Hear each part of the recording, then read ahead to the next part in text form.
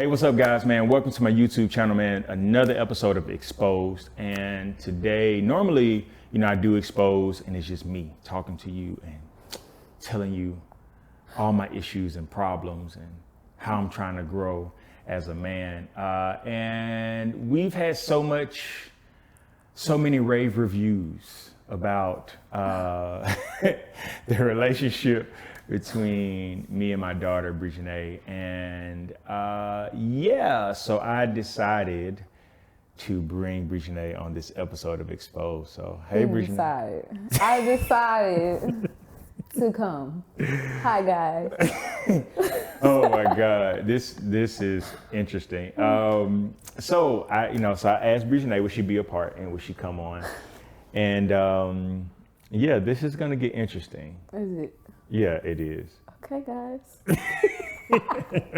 So first, I say this. I was on a journey within myself. Pastoring a church, being a single man, and remotely having some type of void. I did feel like I would be an amazing father. I've always questioned my capability to be a husband. But I never questioned my capability to be a father. And I think that's, it was strange. And I met Brijanae. Brijanae was 17. Yeah, so I can agree. Yep. I was going to be younger. Yeah, 17. So Brijanae, when I first met her, and then our relationship just kind of grew. Like, okay. Are you asking me? Yeah, I'm asking you from your. How do we end up? I have no idea. I really, honestly, guys, I don't know how it happened. This man just was like, "Oh, you're my daughter," and I'm like, "Okay." No, I'm playing. No, I think it was like very, very, authentic. Like it didn't. So that's what I'm saying. Like I can't go back into my mind and be like, "Okay, this is the point." Where it's like, oh, this is my dad, this one. Now I remember like your grandma, she told me like how she knew. She was like, oh yeah, that's when I knew he was your dad. And it was like I had did a poem and I got mad and like I was super mad. And she was like that you left like from the sanctuary to come check on me. And she was like, that was different. Yeah. But other than that, guys, I have no idea. I don't know how it happened. I know a big part of it was definitely grassroots. I met her. Brijanae was serving and, in other capacities of ministry. Then she also was serving with Saved in the City, which, my best friend was, over Saved in the City at the time. And then I remember Brittany just kept telling me, like, you just need to get to know her. She just like you, And I had no idea. Like, she was like, you just like my best friend. And I'm like, I didn't know who her best friend was. And then I came to his church, y'all. Let me tell y'all this story. I did not want to join this man's church, okay? Not because he wasn't good. It's just because everybody was joining his church. And I'm not finna do what everybody doing. But it was like the first Sunday I went, I was like, dang, this man my pastor. But I waited until my third Sunday. But yeah, Brittany, like, she would definitely tell me, she's like, you're just like my best friend.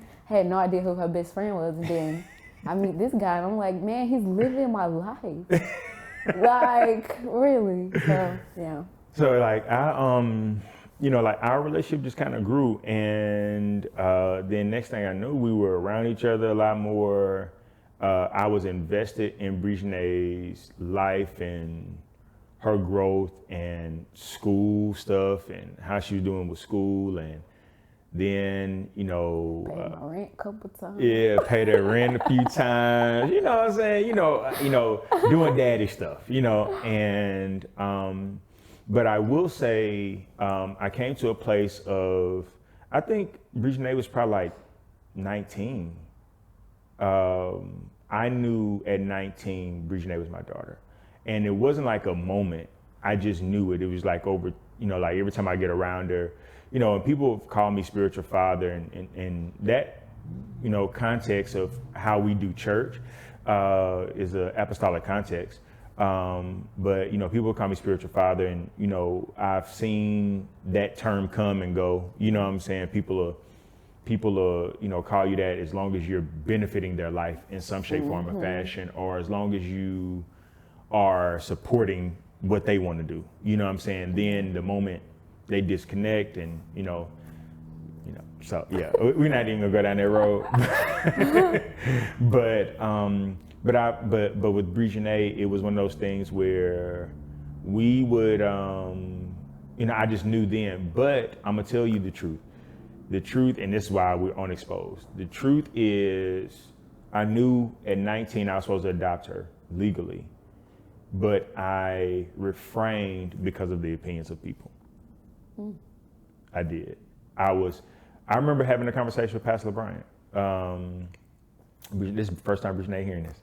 I had a conversation with Pastor Bryant. I told him, I said, Brijanae is my daughter, and I want to legally adopt her, but I'm afraid of what people are going to say in the city and how it's going to be perceived. I think I was, 30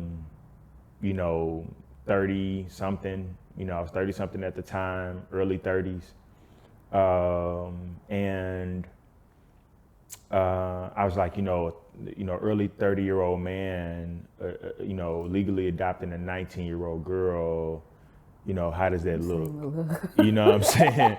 Then people be like, you got an R. Kelly situation, you know what I'm saying? So I kind of refrained because of the opinions of people, but I watched that pattern in my life. Like, beyond Brijanae, I watched how the small-mindedness of individuals would keep me from living and doing what I felt like God was telling me to do, or what I even knew what God was telling me to do, based upon what they are able to conceive or what they are able to comprehend.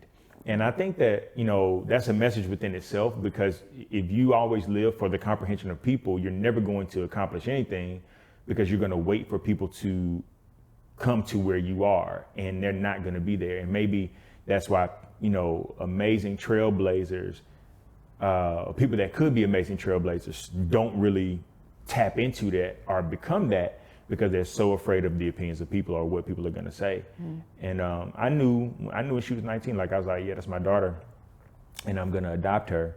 But I just didn't know when, and I battled that for years. I had no idea, guys. No idea. I battled that for years. But I will say that through that time, I still was, father. I still was present, as much as I ain't gonna say as much as I could be. Because that's where we battle. Yeah. As far as me being present. Yeah. Right. Well, he was there. I was there. And then time moves forward.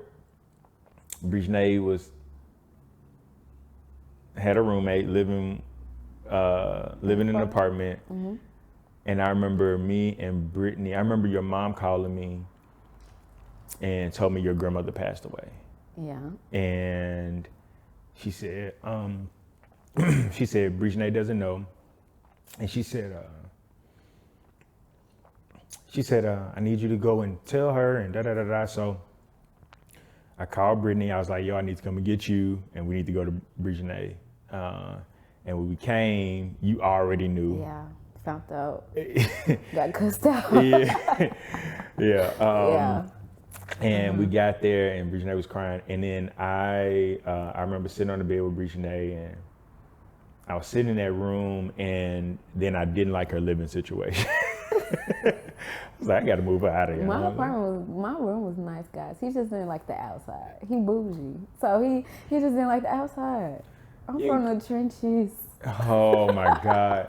First of all, I'm from the trenches. First of all, I'm from the trenches. I just understand that at this point of my life, I don't have to live there. Right, and that's why he's the dad, guys, because I was chilling in the trenches. And I was like, no, I don't know if we like this. Had a big closet. It's not as bad. No, it wasn't. It wasn't. But I just got to a place where I needed, to be under parentals, because I was wilding. Yeah. That's what happened. You were wilding. That was the truth. Okay, so that's the truth. I went into deep. I don't think I properly processed the death of my grandmother well. So, it was a lot going on. And then when I got back, it was just like, I didn't care about nothing. And, I was on my own, and You know, who gonna check me? Who gonna check me? I'm paying all the bills. Nobody knows anything. I don't have to talk to nobody. So that's what happens. So I stopped talking. People pull up on you and they like, hey, yeah, so you're gonna come stay with us for a little while. Pull up. And that's how stuff started happening. Pull up. That's what happens. Yeah, he didn't like the apartment stuff. Yeah. And then you stayed with Brittany for a while. I did. And then we had a family meeting. Yeah. And then you came and stayed with me. Yeah. Yeah. So yeah, y'all, this is a major adjustment. Lord. I come from being a single man, and just having my own space, dishes, dirty dishes, eating out every day. My God. My God. Eating out every day, doing what I want to do, leaving shoes wherever I want to leave shoes, and then boom, all of a sudden, I got a daughter living in my house, and because I had a big house, man, like yeah, it was like we didn't even have to see each other. We didn't want to. Yeah, like it was just and then her being an adult like that, because it's challenging. I'm gonna say this. It's challenging because in certain aspects, I look at Brijanae as my little girl. That's how I view Brijanae. She's my little girl. She's always going to be that way. That's the way I view her. And that's the reason why I think it's hard for people to comprehend, because they hear age, but they don't know how I view her. But even with that, I know people who age difference, and that's really biologically their kids. So they don't even. Yeah. I'm like, your mama was 17. Sure. Yeah. So for our dynamic, now we living together, she's an adult, I'm still viewing her as my little girl. And there's just certain things that I like, now you living with me, I want to make sure you good. So, she could be in the house and I wouldn't see her, but then it's like, I wake up and, she decided she was going to stay out or be with her friends or stay at a homegirl house or go to Birmingham. I like to know that. And we didn't have some rough patches. We had some rough patches and some hard conversations. And locked out the house. And one time I locked her out the house. Yep. She didn't let me know she was staying out. So I changed the lock code on the door. So when she came to the door, she could not get in. I didn't intend. I fell asleep. She could not get in. I fell asleep. She could not get in, and she had to sit on that porch. Yeah, I think I got in trouble like 2 times like that before. One time I skipped church. Oh, that's a good one. Oh, she skipped church. Yeah, the man did not talk to me for 3 days. 3 days. How did you feel when I went talking to you? Oh yeah, I was so hurt. I was. Like, I called Brittany and I was crying. I was like, I cannot believe he wants to talk to me. I said, this really makes me feel like the love is conditional. She's like, that's not the case. I said, yeah, but he stopped talking to me. She did not. I'd rather you just say something like, you mad. He did not talk to me. And then it wasn't like I was looking at him while he went talking to me. He would go to his room, close his door. That man did not talk to me for 3 days because I skipped church. And then I couldn't even drive to church no more after that. So couldn't. You had to ride. She had to ride like with a little me. kid on Sundays. She had to ride with me. She had to hop in that car with me and Drew, and she would ride to church. She could not drive home until I could trust that she would pull up when she needed to pull up. She would get there early when I got there. So like I was so mad. 3 days. I was so mad, and the reason why I could let me explain this because when I'm furious or I'm mad about something, I am a processor. I don't like to talk when I'm mad because I'm probably gonna say something. Not in Brijanae's case, because I probably won't say something I regret. I'm very calculated in my words, so I probably wouldn't have said nothing I regret, but I didn't want her to get the brunt of my anger. So I was mad because. So I just I can't talk to you right now. No. I just wasn't talking to you right now. That's not okay. I don't like to not be talking to by my parents. By my parents, like, you cannot do that. Now, just for future references, because they really did make me feel like, I mean, I know that's not the case, like it's a conditional love, but that's how I felt. Okay. I'm like, dang, so I did this and now he just not gonna talk to me? You can't just not talk to me. Okay. That can't be a thing. I'd rather you just be like, you can even say, hey, I'm not talking to you right now. And then I have some nerve, then I have understanding, but you can't just not talk to me. I just ain't had nothing to say. Yeah, that was not okay. I was not okay with it. And I think like I went into some real rebellion after that, because I'm like, well, he ain't talking to me, then I'm not talking to him. And so happy because I'm also so much like him, y'all. It's crazy. We are too much alike. Yeah. Entirely too much alike. So sometimes it work out. Sometimes yeah. Because if Brijanae and I have a spat, we have our own way of kind of getting over that. And so that way may be she's sitting on the couch, or I'm sitting on the couch, she come in and sit next to me, and then we just kind of we just work through it. But sometimes it can be sometimes it be, yeah. We're passionate people, guys. We are. So very sometimes we passionate. done had arguments. People always ask me all the time, like, so do y'all argue? Like, we are legit father and daughter. Yeah, like, and I wouldn't say like argue, because I mean he is my dad. So do I be wanting to like? Do I put the phone on mute and say everything I want to say? Yes, God. And he fuss, like he just fuss, like all the time. But yeah, we definitely have disagreements. We definitely have a lot. And then sometimes it works for our benefit, and sometimes it works for not our benefit. Because when we do have our disagreements, majority of the time it's just because he's a male and I'm a female, and we have different perspectives on certain things. So Facts. yeah. A lot of different perspectives. Yeah. So from your angle, I talked about kind of where I was to get to this point. Yeah. And I get into why I adopted you, but Okay.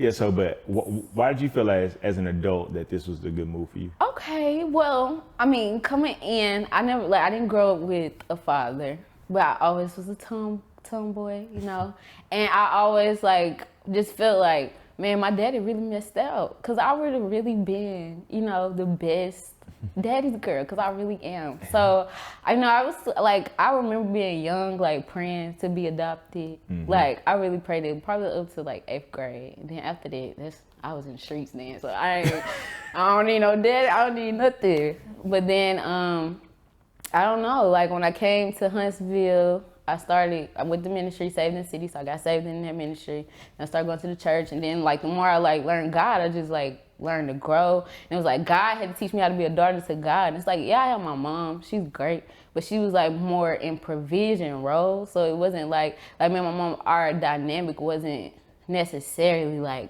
parental. She didn't necessarily just tell me what to do. Just be respectful, and everything else I just did. So then when you get to the place where you have to submit to authority, and I'm grown. My mom told me I was grown when I was 15, but now I'm really grown, and you're trying to tell me what to do? That was really a hard adjustment, but I think just throughout our relationship, and I would notice the more I grew up in my daughter relationship with God, then the more me and my daddy would grow in our relationship. And it was like I said, it was very natural. I do not know how it happened, but I do remember, praying for a dad. And then by the time, what you said, we'll get into the adoption, but by the time it came, I think I had got to a place where God had groomed me to be a daughter, because I had to learn. The same way he had to learn how to be a dad, I had to learn how to be a daughter. That was not in my comfort zone at all. Yeah. At all. I just didn't like being told what to do. She still don't like it, so. I didn't. I did not like that.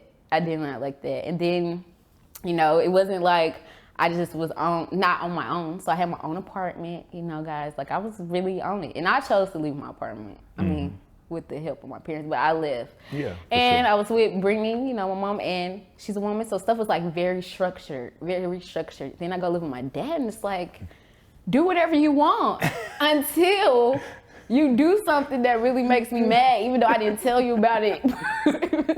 Even though I didn't tell you about it previous. So I'm well, you mad at me. Y'all ever see half and half? Not half and half, it's one-on-one. One-on-one. And it's dude, what's the rules? I'm doing the same thing that you doing. We are legit one-on-one. So yeah, that was definitely an adjustment. Yeah. Yeah. Well, I mean, and it's still an adjustment. So like, let's talk about the adoption, right? Okay. So that Christmas morning. Christmas morning, guys, you know, it wasn't snowing or nothing. So we bring out the gifts. You know, I think I done got all my gifts. This was a PlayStation 4. Now, y'all on the 5 now, but I had a PlayStation 4 and I was like, yep, about to go to my room. And he was like, oh, I got something else. And then he come out and it's like a picture frame. I'm like, okay, a picture frame. And then I started reading it and then it was like an adoption certificate. And I was just, like, I couldn't do nothing but cry.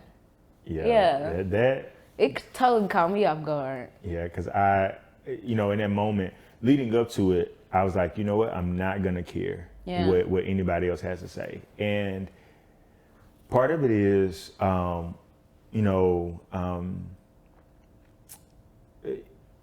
felt as though, why would I wouldn't be second guessing this if it was a guy. You know, if it was like a young boy that I felt like, and I do have spiritual sons and stuff like that, but I felt like, why would I rob Brijanae the opportunity to have a father, and why would I rob myself the opportunity to have a daughter because of the perceptions of people? Like, and I feel like, I've never been a conventional guy. Like, everything about me is kind of like against the grain. Yeah. And I was like, and I had to ask God, I was like, God, why would you? And he was like, this is no different than anything else I have you do. Yeah. This is, all of my life I've been doing against the grain stuff. I was a pastor with tattoos and wearing Jordans and preaching on the Bible Belt. You know what I'm saying? Like, it was against the grain. Everything that I have done has been, something to be talked about. So, why would this be any different? And God told me, like, I'm going to give you the grace to handle it. And I knew, so I had reached out to the attorney, talked to the attorney, got the actual date for us to go.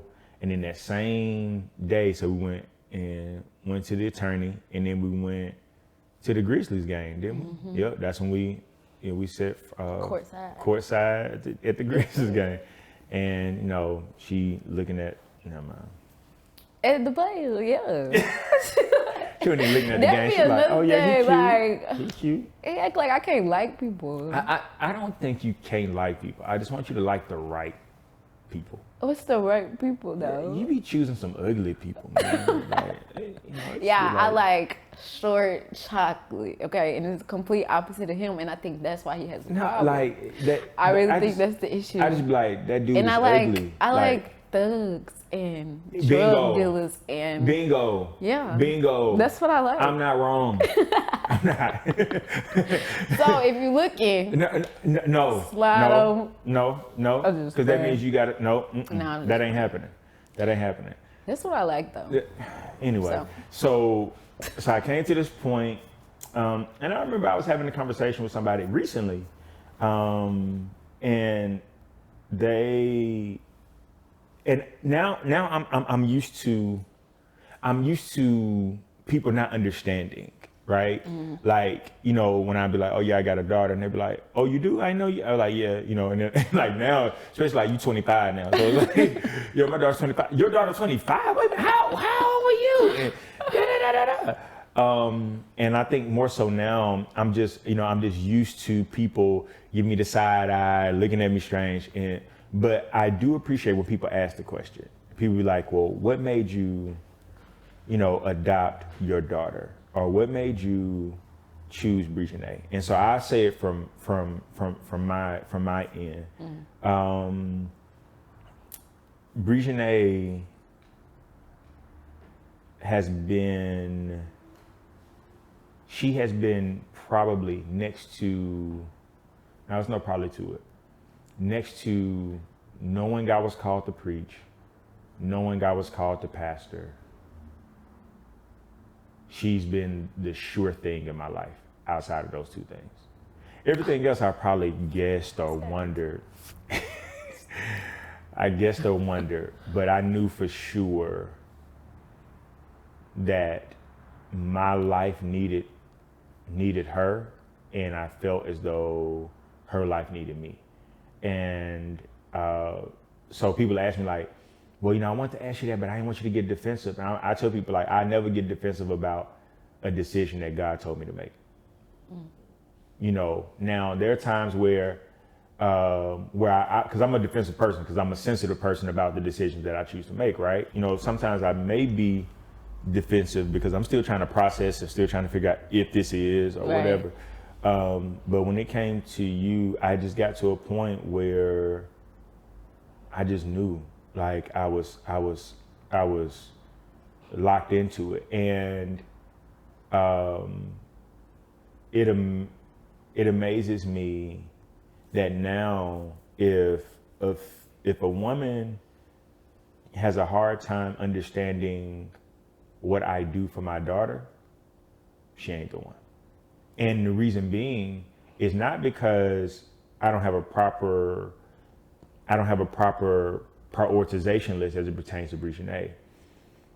The issue for me is, if a woman's gonna be a part of my life, you gotta respect the love that I have for her. Because for one, when you come into that seat of wife, then boom, Brijanae is gonna venture off. She's gonna start her own family. I want her to. I just want her to be with the right person.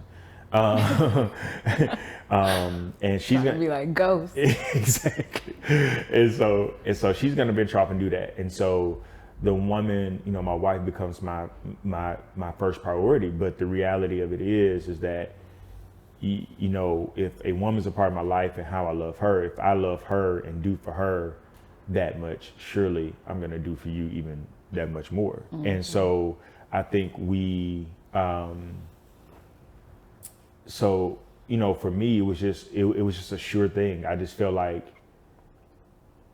it was God, and I still do. And I never got to a point, once I made up my mind, I never got to a point where I backed out of that. And God literally, was like, that is your daughter. Like my mom, you can't tell her that's not her grandchild. You can't tell my sister that's not her niece.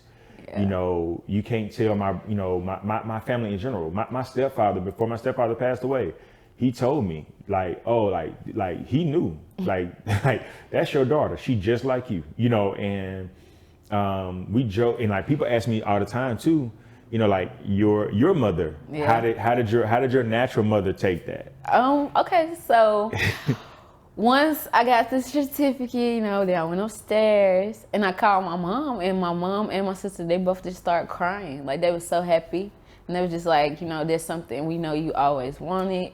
And my mom was like, well, I been gave you to him anyway. So it was like, and that was the thing. Like by the time that the adoption came, it was like, to me, I thought it was like a big deal because you didn't have to do it. Like it didn't change anything. I was already staying with, like he had all the daddy responsibility. Like you already had all the daddy responsibility, all the daddy role, but for you to make that step, like that was like a big deal. Yeah. But as far as like our relationship, I don't think it really necessarily changed anything because we were already there. Mm-hmm. Now, it was a little hard adjustment, when people, because it's like, okay, so at first, like when we had our relationship and it was like, oh, that's my daughter. My dad, he a happy preacher, so when he like really get in the zone, he'll just start talking over the mic. And I remember one time like telling him like, can you please just don't tell people I'm your daughter? Because people will get weird and try to get to me to get to him. And it was just like, it was too much. But then when the adoption came, it's like, oh, well, no, you're really his daughter. So everybody knows. It's like a lot came with that, a lot of adjustments. But yeah. I will say, like, just for me, like, the difference between the adoption and, like, before, I think just on the spiritual level, like, it helped secure me, like, in my identity. And I didn't realize that was, like, a lacking part of my identity. But that's what fathers are for, like, to establish identity. And I think it definitely like made me more feminine, like because I'm still a tomboy, but it's like I don't know, my dad's like I don't have to worry about nothing. I don't have to assume the provision or assume the protection role because that's what he does. So yeah, it was definitely adjustment. And then like when people ask me about the adoption, Well, first I just went up to tell them, I'm like, that's my dad. And they just like, if they don't ask me, am I adopted? I don't tell them, because to me, like, blood couldn't make him more my daddy. I look like them. Like, if y'all see his mama, like, I look like them. I mean, I act just like him. We got the same taste. Our attitudes be the same. We handle stuff the same. Like, it's very, very, like, nothing can make me more his child. So I just. Nothing. Yeah. I mean, nothing. Like now, like and I would do this, and I realized one day it bothered Brijanae, and I didn't realize it bothered me. Well, I don't know if it bothered. I know what he about to say. I don't know if it bothered or but because the question I always get when I say that's my daughter, it's always the, oh my God, y'all, you so young, or she's an adult. So I would start leading with, oh, I adopted my daughter. Yeah, like, you know what I'm saying? So it immediately would take out people's, because I don't want to deal with the follow-up questions. And then it starts with, well, dang, and then it comes with, well, dang, what made you do that? And when that happened? And when that started? And it's just like, I just be like, yeah, I adopted a daughter. But then one day I said, and she was like, you ain't got to tell everybody. I'm like, I said, woo, that girl manifested. That is not how it happened. Yeah, I said, did. why you always got to start? Like, you don't have to tell. Yeah, I did say that. I was about to try to make it sound good. It did bother me. And I want to do, like, younger kids, like, really struggle with that, too. It's not like adoption makes it less valid, but it's like, it don't matter. Yeah. Like, it doesn't negate the fact that that's still my dad. It doesn't negate that our age. However, he became my dad, conception or adoption, that does not matter. Yeah. Like, it really and doesn't. I don't like it. I don't like what he said. So I was like, I'm not saying that again. Now, when people may ask me, oh, well, and then, if we get into a conversation, that's one thing. Yeah. But then, but then also it helped me. I think my greatest deficit as a leader, as a man, as even a father, is trying to please everybody and trying to please people and wanting people to understand why I'm making the moves I'm making or why I'm doing what I'm doing. And I didn't realize how much of a prison that was until I would give people the explanation before, you know what I'm saying? Like, and I remember I was talking to one of my, I was reading a book, and this book said, children explain, adults inform. And I was like, oh, like I can inform you of what I'm like, oh, this is my daughter. That's information. I'm informing you. I'm not explaining why this is my daughter. Yeah. I'm not explaining. So after a while, I was like, let me start embodying that in my everyday activity. But I do get the head thing, because I had to fight that too. Because it's like, yeah, like my dad, like you could tell by looking at him, but like, I don't try to hype him up too much. But he really is like somebody. And it's like, people who want to have that kind of access that I have to my dad, or like be in that type of position, like for a long time, I didn't want it. I didn't want it because of what came with it. Not because like of you, but it's just like, ugh. Yeah. I gotta deal with it. Like, people talking, hang for no reason. And it's like, I mean, I love my daddy and we do got similarities, but the stuff that he do, and his stuff he do for me is stuff that I actively try to do for myself. And, I always wanted. So it's not like I did it in an opportunistic way, but I think that like I was scared of people perceiving it like that. Yeah. Well, I mean, and that was the, like just people's perception in general. Across the board. And I just had to get to a point where I was just concrete in my decision, and not caring. And I think that that's the season like I'm in, like right now, like.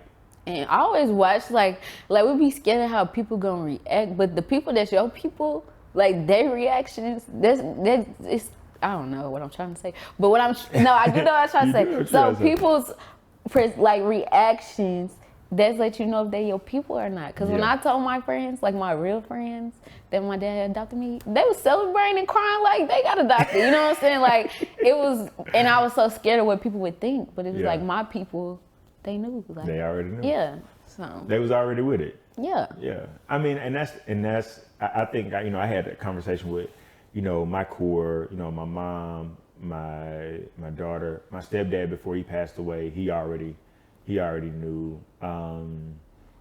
And my pastor, and I remember I was talking to Chris about it, and Chris was like, "Dude, that's been your daughter. What you waiting on?"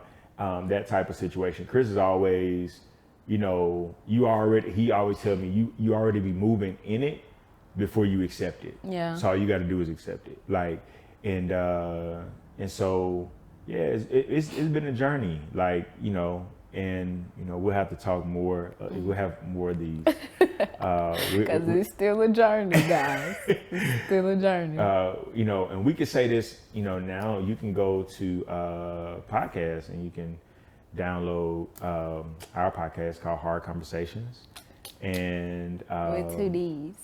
with 2 D's, hard with 2 D's conversation, because it's daddy-daughter conversation. So we'll be doing more of how we're processing and how. And we'll get into it, because I know y'all want to hear it. We'll get into it. Everybody don't want to hear about how we We'll fight. get into it. That's just what they want to hear. They do want to hear. But we also have fun. Yeah, this is the we thing. have lots of fun. We have mad fun. Because I know when people feel like, oh, we argue. We rarely argue. He's my dad, so I can't never just argue with. Like, I got enough respect not to argue with him. Now, does he get on my nerves and make me want to kick his stuff? Yes. But it's like, even when we mad at each other, it's like we just don't address it. We don't. So say like we argue, it's like, oh, let me just send you this TikTok. You know how there's a meme that say women can't apologize. They just ask you hungry? Like, that's the type of stuff we do. We'll be like, you want something to eat? Like we done had it out, but we don't know how to be like. Did you watch that movie? No, I ain't watched that movie. You want to watch it?